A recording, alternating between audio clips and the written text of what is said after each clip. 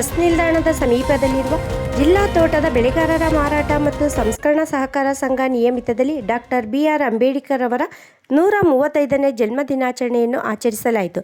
ಸಂಘದ MD ಇಂದು ದರವಾದ ಅಧ್ಯಕ್ಷತೆಯಲ್ಲಿ ನಡೆದ ಕಾರ್ಯಕ್ರಮದಲ್ಲಿ ಸಂಘದ ಅಧ್ಯಕ್ಷರಾದ ಬೋರೇಗೌಡರು ಕಾರ್ಯಕ್ರಮಕ್ಕೆ ಮೇಲ್ವಿಚಾರಣೆ ವಹಿಸಿದ್ದರು.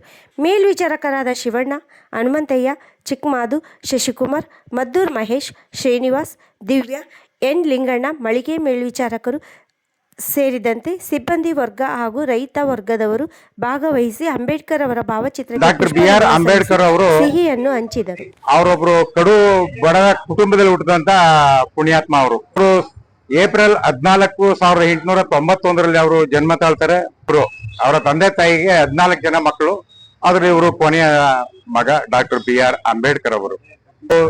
ಬೆಳೀತಾ ಸಮಾಜದ ಬಗ್ಗೆ ಭಾರಿ ಕಳಕಳಿಯನ್ನ ಇಟ್ಕೋತಾರೆ. ಮತ್ತೆ ಸಮಾಜನ ಸುಧಾರಣೆ ಮಾಡಕ್ಕೆ ದಲಿತ ವರ್ಗದವರು, ಇತರ ಜನರ ವರ್ಗದವರ ಮೇಲೆ ಅಪಾರವಾದಂತಹ ಗೌರವವನ್ನು ಇಟ್ಕೊಂಡು ಆ ಸಂವಿಧಾನ 1947 ಅವ್ರನ್ನ ಕರಡು ಪ್ರತಿಯ ಅಧ್ಯಕ್ಷರಾಗಿ ಅವ್ರನ್ನ ನೇಮಕ ಮಾಡ್ತಾರೆ. ದೇಶದ ಅತ್ಯುನ್ನತ ಒಂದು ಪದವಿ ಅಂದ್ರೆ ಸಂವಿಧಾನ. ಆ ಸಂವಿಧಾನಕ್ಕೆ ಮೆರುಗು ಕೊಟ್ಟಂತ ಡಾಕ್ಟರ್ BR ಅಂಬೇಡ್ಕರ್ ಅವರು ಭಾರಿ ತ್ಯಾಗ ಮಾಡ್ತಾರೆ. ಅರ್ಥಶಾಸ್ತ್ರ ತಜ್ಞರು ಮತ್ತೆ ಹಾಗಾಗಿ ಇವತ್ತು ಅವ್ರನ್ನ ದೇಶಾದ್ಯಂತ ಎಲ್ಲ ಏಪ್ರಿಲ್ 14 ಅವ್ರು ನೆನ್ಸ್ಕೊಳ್ಳುವಂತಹ ದಿನ. ಆ ನೆನ್ಸ್ಕೊಳ್ಳೋಕೋಸ್ಕರನೇ ಇವತ್ತು ಎಲ್ಲ ಅವರ ಒಂದು ಪೂಜೆ ಮಾಡೋದು, ಭಕ್ತಿಯಾಗಿ ಪೂಜೆ ಮಾಡಿ ಎಲ್ಲಾ ಕಡೆ ಅವ್ರನ್ನ ಅದ್ದೂರಿಯಾಗಿ ಅವ್ರನ್ನ ಪೂಜೆ ಮಾಡ್ತಾ ಇದ್ದಾರೆ. ಆ ಪೂಜೆ ಮಾಡದಂತ ಎಲ್ಲರಿಗೂ, ಇಲ್ಲಿ ನೆರೆದಿರ್ತಕ್ಕಂಥ ಎಲ್ಲರಿಗೂ ಧನ್ಯವಾದಗಳು ಹೇಳ್ತಾ ನಾನು ಮಾಡ್ಕೊಂಡು ಮುಗಿಸ್ತೇನೆ.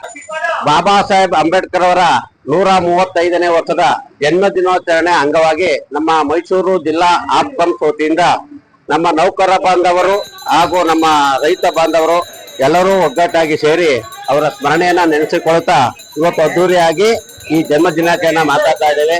ಆ ಬಾಬಾ ಸಾಹೇಬ್ ಅಂಬೇಡ್ಕರ್ ಅವರು ಎಲ್ಲಾ ವರ್ಗದ ಜನಕ್ಕೂ ಸಮಾನತೆ ಸಿಗ್ಲಿ ಅಂತ ಹೇಳಿ ಈ ಸಂವಿಧಾನ ರಚನೆ ಮಾಡಿದ್ರು.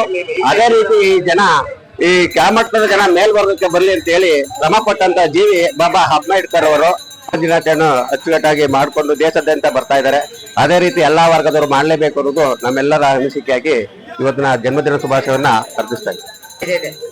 ಅಂಬೇಡ್ಕರ್ ಅವರು ದೀನ ದಲಿತರ ಏಳಿಗೆಗಾಗಿ ದುಡಿದು ಅವರನ್ನು ಭಾರತದ ಉನ್ನತ ಹುದ್ದೆಗೆ ಹೋಗಲು ಉನ್ನತ ಶಿಕ್ಷಣವನ್ನು ಪಡೆಯಬೇಕೆಂಬ ಉದ್ದೇಶದಿಂದ ಅವರು ಮೀಸಲಾತಿಯನ್ನು ಜಾರಿಗೆ ತಂದರು.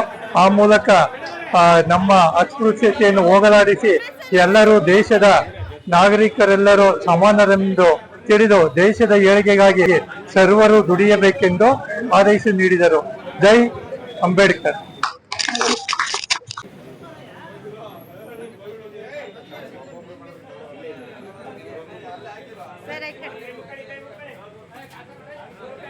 ಹಾಗೆ ಒಂದು ಫೋಟೋ ತಗೋತೀನಿ.